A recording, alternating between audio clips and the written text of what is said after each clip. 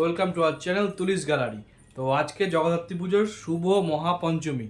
তো আমি তো এরকমভাবে রেডি হয়ে নিয়েছি, আর একজন আমার তুলি, এই যে এই লুক তোমরা আগেও দেখেছো, তাও আর একবার দেখিয়ে দিলাম যারা যারা দেখোনি তাদের জন্য, আর যারা দেখেছো তাদের জন্য। তো চলো, এখন এখন প্রায় ঘড়ির কাঁটা 7:10। হ্যাঁ, প্রায় 7:10। এখন আমরা বেরোবো। আজকে 7টা বেরোনো কথা 10 মিনিট হয়ে গেল। তো চলো বেরোনো যাক। বাড়ি থেকে বেরিয়েছিলাম ওই 7:10-15, আর এখানে পৌঁছতে পৌঁছতে প্রায় 8:45-র কাছাকাছি হয়ে গেছে। আমাদের বাড়ি থেকে চন্দননগর মোটামুটি ওই 20-25 মিনিট তো লাগেই, মানে ধরুন চন্দননগর ঢোকার পর তারপর আরও ভেতরে যেতে গেলে 20-25 মিনিট লাগে। এখন এসেছি চন্দননগর চার মন্দিরতলা। চার মন্দিরতলার প্যান্ডেলটা অসাধারণ করেছে, কাচের পুরো আয়না দেওয়া, মিররের কাজ রয়েছে, তার সাথে ছোট ছোট ক্ষুদ্র ক্ষুদ্র কাচের কাজ। দেখুন এই আয়না থেকে মায়ের মুখটা কি সুন্দর লাগছে, যদিও মায়ের সজ্জা এখনও শেষ হয়নি। তবে আজকে আপনাদের একটা কথা শেয়ার করব, যে মানুষ আজকে দাঁড়িয়ে বলতে পারে না কাল কি হবে, এই কথাটা কিন্তু ধ্রুব সত্য। আজকে ছিল হচ্ছে বুধবার, এবার বৃহস্পতি শুক্র শনি রবি আপনাদের দাদাভাইয়ের ছুটি ছিল। তো আমরা ভেবেছিলাম মঙ্গল বুধ যখন দেখলাম, মানে চতুর্থী পঞ্চমী দেখলাম, ষষ্ঠী থেকে আমরা পুরো রেগুলারই অল্প অল্প করে প্যান্ডেলগুলো হপিং করব। আপনারা সকলেই জানেন চন্দননগরে জগদ্ধাত্রী একটা ফেমাস, মানে বলতে পারেন উৎসব, আর সেটা একদম প্রচুর প্রচুর প্রচুর পরিমাণে হয়, প্রচুর প্যান্ডেল হপিং করতে হয়। তো সেই জন্য আমি ভাবলাম প্রচুর প্যান্ডেল হপিং একটু একটু করে করবো, আর বিভিন্ন ড্রেসে করবো, যাতে অনেক অনেক ফটোস থাকে, অনেক অনেক মেমারিজ থাকে, আর অনেক ব্লগও আপনাদের দিতে পারি। কিন্তু ওই যে বললাম, মানুষ যা ভাবে তার ঠিক উল্টোটাই হয়। এখন আমরা এই অম্বিকা অ্যাথলেটিকের দিকটাতে যাচ্ছি, মানে আজকে আমি ভাবলাম রাত্রেবেলা অনেকগুলো ঠাকুর দেখে নেব, কারণ চন্দননগর মানেই আলোকসজ্জা, আলোর প্রতিভায় সব কিছু সুন্দর করে তোলে, আরও আলোর শহরই হচ্ছে চন্দননগর। এই যেমন ধরুন এই প্যান্ডেলটিতে এসেছি গন্ডোলপাড়া মনসাতলা। এই প্যান্ডেলটি আপনারা আমার শর্টস ভিডিওতেও দেখে নিয়েছেন। এত সুন্দর আলোকসজ্জা, এগুলো কিন্তু দিনের বেলায় ফুটিয়ে তোলা যাবে না, আর দিনের বেলা দেখলে অতটাও ভালো লাগবে না। আর এই ব্লগগুলো আপনাদের দিতে অনেকটাই লেট করে ফেলেছি, বলতে পারেন 2 সপ্তাহ পর হয়তো এগুলো দিচ্ছি, কারণ মাঝখানে আমার শরীরটা প্রচণ্ড খারাপ হয়ে যায়। আমি আগের দিন এই যে দিনটা দেখছেন, এটা ছিল জগদ্ধাত্রী পঞ্চমীর দিন দাঁড়িয়েও প্ল্যান করে রেখেছিলাম ষষ্ঠীর দিন দুপুরবেলা বেরিয়ে যাব। আর অনেক অনেক ভিড় হয়, তো যেহেতু চন্দননগর যেন একটা পপুলার জায়গা, আর পপুলারিটি এই চন্দননগরের জগদ্ধাত্রী প্রচণ্ড পরিমাণে, আর দর্শনার্থী তো বলার কথা নয়, প্রচুর ভিড় হয়, বিভিন্ন বিভিন্ন দূর দূরান্ত থেকে লোক আসে। চুঁচুড়া চন্দননগর যেহেতু পাশাপাশি দুটি শহর, তো আমাদের চুঁচুড়া থেকে চন্দননগরে আসতে আমাদের বেশ ভালোই লাগে। আর সত্যি কথা বলতে চন্দননগর কিন্তু আমার আর আপনাদের দাদাভাইয়ের সেকেন্ড হোম, আর আমার তো বলতেই পারেন সেকেন্ড হোম, কারণ আমার এখানে কলেজ বলুন, তারপরে পড়া বলুন, ইউনিভার্সিটির কাজ বলুন, সব বেশিরভাগটা এখানেই পড়তে আসা, সব কিছু এখানেই হয়েছে। তো যার জন্য প্রায় 5-6টা বছর এখানে খুব ভালোভাবেই আসা যাওয়া হয়েছে, রেগুলারিটি মেনটেন করা হয়েছে, তো যার জন্য এটা আমার সেকেন্ড হোমই বলতে পারেন।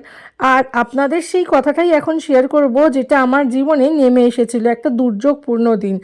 এখন যে প্যান্ডেলটিতে ঢুকছে, এটা অম্বিকা অ্যাথলেটিকের প্যান্ডেল, অসাধারণ কাজ করেছে। দেখুন আঁক দিয়ে, নারকেল সুপারি দিয়ে এত সুন্দর সূক্ষ্ম কাজ শিল্পীর হাতে, কি বলবো। এখানে পুরুলিয়ার কিছু ছৌ নৃত্যের স্কোপ তুলে ধরেছে আর কি, তো সেটাও খুব সুন্দর হয়েছে। এত সুন্দর ছৌ মূর্তিগুলো রেখেছে, সঙ্গে দেখুন ভেতরে এত সূক্ষ্ম সূক্ষ্ম কাজ, একদম দুর্দান্ত বলতে পারেন। আর সব থেকে বড় কথা, ওই যে দেখতে পাচ্ছেন কলার কাঁদি দিয়ে ডেকোরেশন করেছে, প্রতিমা সজ্জা এখনো কমপ্লিট হয়নি। আর এদিকে দেখুন মণ্ডপের উল্টো দিকে এই ফুচকা দাদার পাশ দিয়ে যেতে গিয়ে গন্ধরাজ লেবুর গন্ধে আমি এখানে দাঁড়িয়ে পড়ে একটু ফুচকা খেয়ে নিলাম। ফুচকা খেয়ে এখন আমরা যাব জ্যোতি হয়ে চন্দননগরে আরও কিছু ঠাকুর দেখতে। জ্যোতি এই যে রানীমা, দেখুন মাথা উঁচু করে, রানীমা আগের দিন দেখিয়েছিলাম আপনাদের, ইনকমপ্লিট ছিল, আজকে কমপ্লিট হয়ে গেছে। এবার আপনাদের সাথে কিছু কথা শেয়ার করি। জানেন মানুষ আজকে দাঁড়িয়ে বলতে পারে না কাল কি হবে, একদম সত্যি। আমাদের প্ল্যান ছিল, যেহেতু আপনাদের দাদাভাইয়ের পরপর 4 দিন ছুটি, মানে ওই ষষ্ঠী সপ্তমী অষ্টমী নবমী, এই 4 দিন আমরা অল্প অল্প করে চন্দননগরে সব ঠাকুরই কমপ্লিট করব।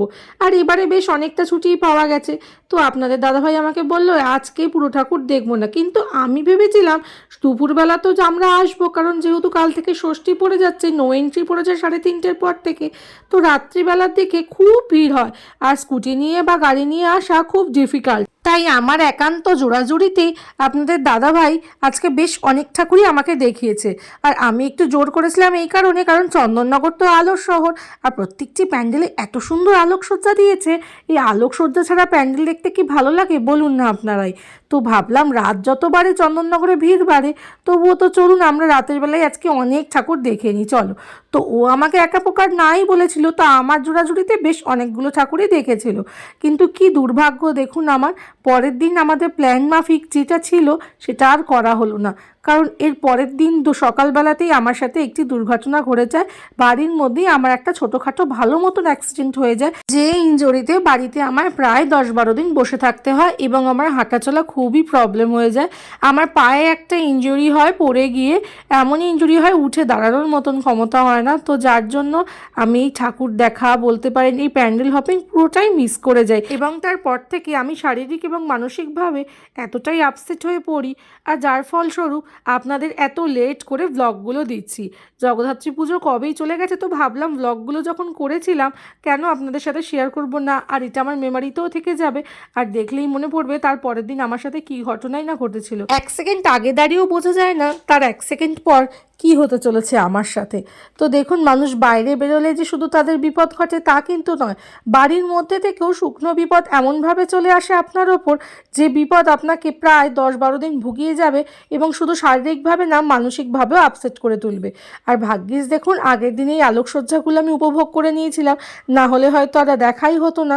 আর সত্যি কথা বলতে এর আগেও আমার চন্দননগরে আসতে গিয়ে একবার প্রচণ্ড পরিমাণে জ্বর হয়েছিল, আর সেইবারেও আমি জানেন এরম ঠাকুর দেখতে পারিনি। কিছুটা অর্ধেক রাস্তায় এসে ঠাকুর দেখে আবার ব্যাক করে চলে গিয়েছিলাম, কারণ ওই যে বললাম গায়ে জ্বর 103 জ্বর নিয়ে ঠাকুর দেখার হয়নি। এবারও তাই হলো। জানি না মা জগদ্ধাত্রীর কী ইচ্ছা, এই নিয়ে আমার সাথে কিন্তু এই জিনিসটা দুবার হলো। আর এই দেখুন এখন মধ্যাঞ্চলে ঠাকুর দেখতে এসেছি। এখন আপনাদের সাথে শেয়ার করবো চন্দননগরে আমার দেখা ফেভারিট আলোকসজ্জা।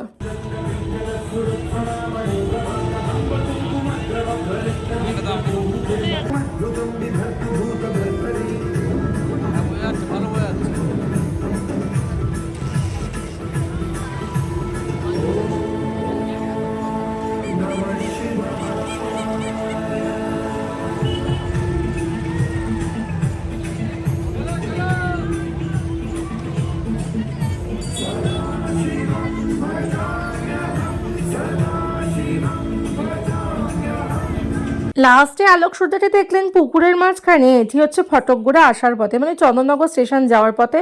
আর চন্দননগর স্টেশনের দিকে এখন আমরা যাচ্ছি।